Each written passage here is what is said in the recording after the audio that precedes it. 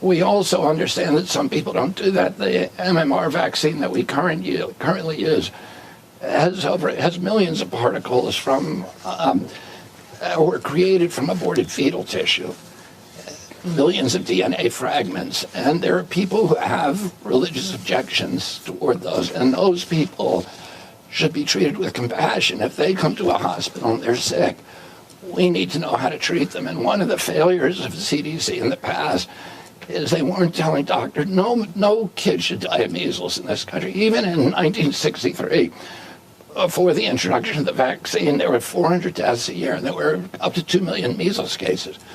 So it's only very, very sick kids should die from measles, and nobody should. There's some that were saying that the rubella portion of the vaccine, and you're talking about the produced from the fetal cell line, originated from an abortion that took place in the 60s. But the MMR vaccine doesn't contain the cells in its final form. It doesn't contain cells, but it contains DNA fragments. Got it.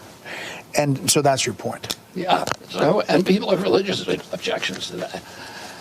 And although I might not share those objections, I respect them.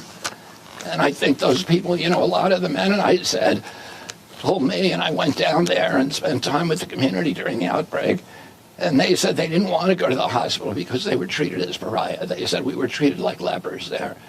And that should not be part of American health care. If somebody comes in, if they have a religious objection, we should still be treating them. And your big point is a choice.